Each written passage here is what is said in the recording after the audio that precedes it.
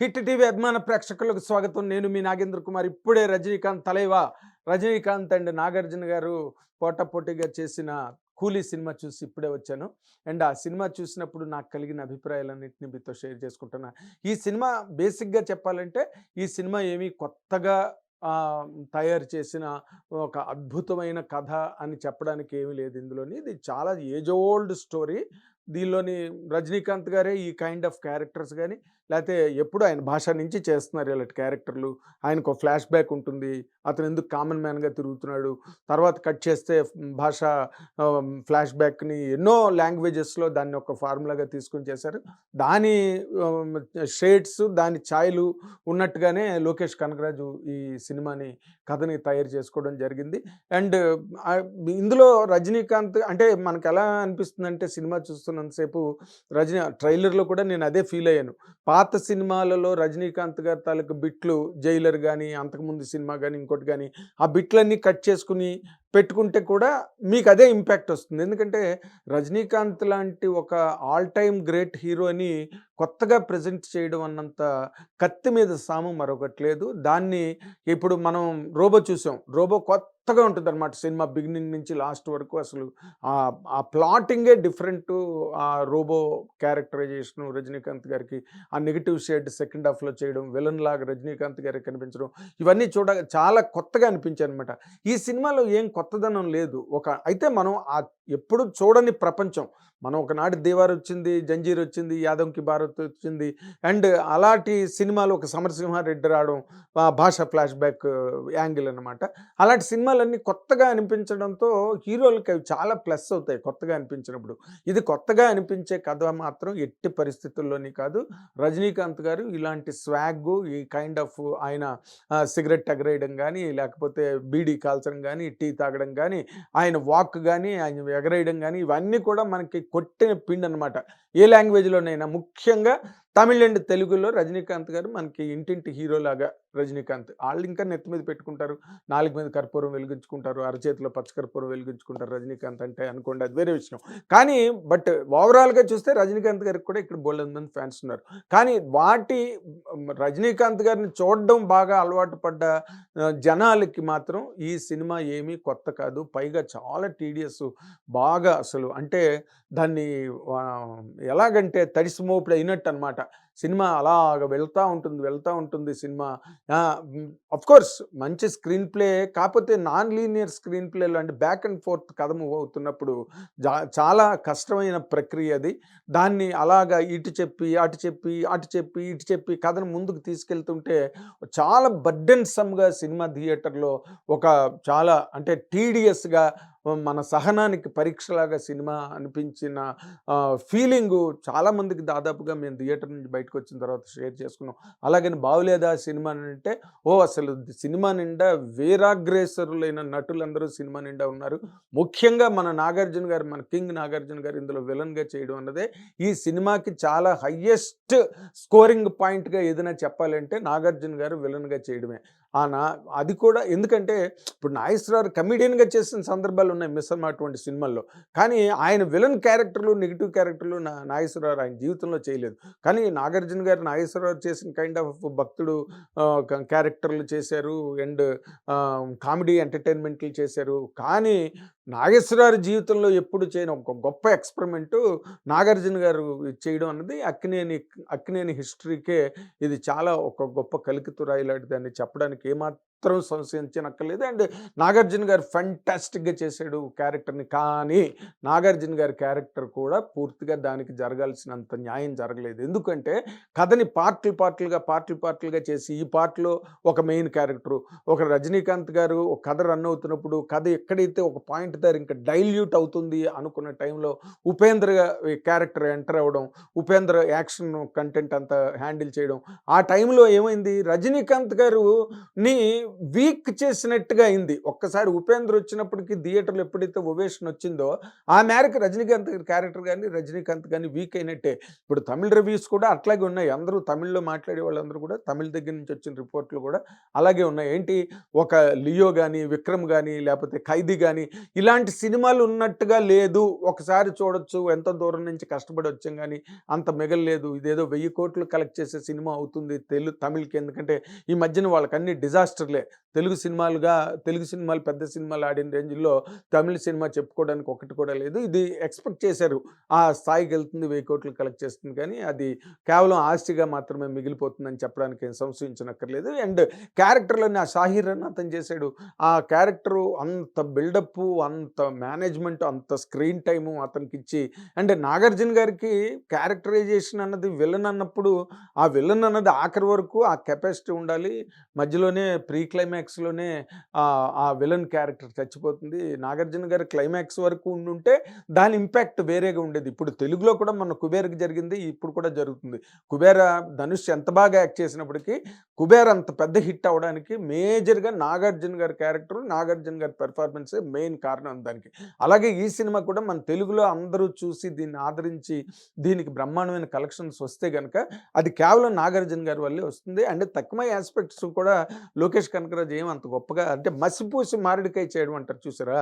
అంటే ఆ స్క్రీన్ ప్లేని అలా తిప్పి, ఇలా తిప్పి, ఇలా తీసుకొచ్చి, అలా తీసుకొచ్చి దీనిలో కొత్తగా హార్ట్ ట్రాన్స్‌ప్లాంటేషన్స్, హార్ట్ హైజాకింగు, హార్ట్ ట్రాఫికింగు ఇలాంటివేవో కొత్త కాన్సెప్ట్ చూపించారు. మనం చూడలేదు ఆ ప్రపంచాన్ని. ఓకే. ఆఫ్‌కోర్స్. బట్ కథగా చెప్పాలంటే మాత్రం ఈ కథ ఏమి అంత గొప్ప కథ కాదు. అండ్ రజనీకాంత్ గారు ఇలాంటి కథలు ముందు చాలా సినిమాలు చేయడం అన్నది కూడా ఈ సినిమాకి ఒక రకంగా మైనస్ పాయింట్ అవుతుంది. అండ్ శృతి హాసన్‌ని పెట్టారు గానీ, ఆ అమ్మాయికి అంత పెద్ద క్యారెక్టర్ లేదు సినిమాలోని. ఎవరు చేసినా ఓకే ఆ క్యారెక్టర్, దానికి శృతి హాసన్ అక్కర్లేదు. అండ్ సత్యరాజ్ క్యారెక్టర్ కూడా కాస్టింగ్ వాల్యూ కోసం పెట్టుకోవడం, రజనీకాంత్ గారి ఫ్రెండ్ అని చెప్పుకోవడం కోసం అని చెప్పి సత్యరాజ్‌ని పెట్టారు. సత్యరాజ్‌కి కూడా పెద్ద క్యారెక్టర్ ఏం లేదు సినిమాలోని. అండ్ ఆ 'షాహీర్‌కి' అన్నెసెసరీ రన్ టైమ్ ఎక్కువ. దాన్ని ఇంకొంచెం ఆ యాక్టర్‌ని ఎవరినైనా పెట్టుంటే ఆ క్యారెక్టర్‌కి ఇంకా సినిమాకి మంచి ప్లస్ అయ్యి ఉండేదని నాకు అనిపించింది. తర్వాత కట్ చేస్తే 'ఉపేంద్ర' కూడా లాస్ట్‌లో వస్తాడు.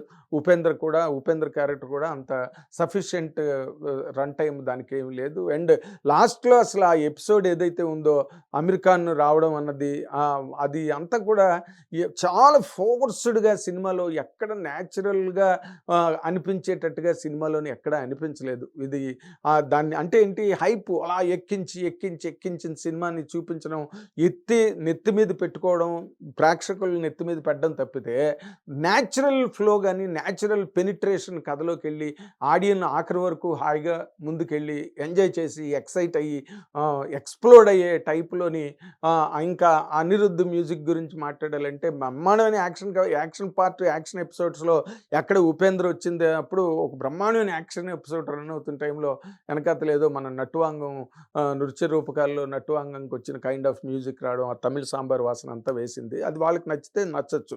అనిరుద్‌ను విపరీతంగా పొగుడుతున్నారు గానీ, బట్ ఆ మేరకు ఆ యాక్షన్ క్లైమాక్స్ తాలూకు ఇంపాక్ట్, ఆ యాక్షన్ ఎపిసోడ్ తాలూకు ఇంపాక్ట్ కూడా బాగా పడిపోయింది.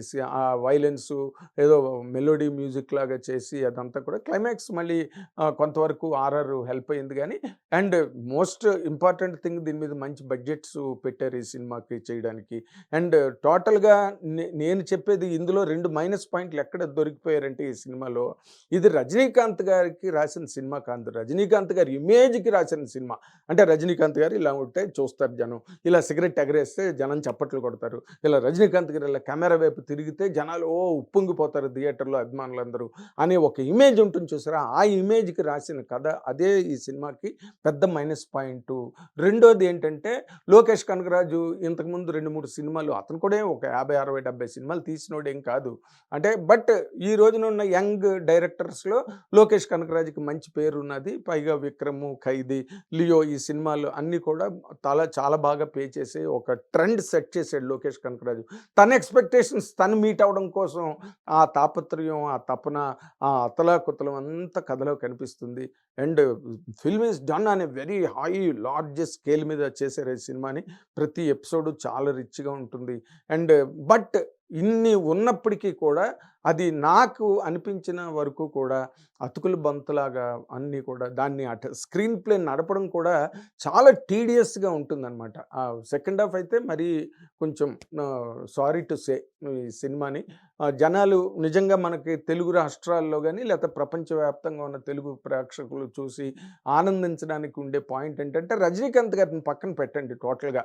ఎందుకంటే రజనీకాంత్ గారు ఈ సినిమాలు ఇలాంటి సినిమాలు చాలా చేసాడు. ఇప్పుడు కొత్తగా రజనీకాంత్ గారు అబ్బాబ్బాబ్బా అని మనం చప్పట్లు కొట్టడానికి ఏం లేదు అందులో.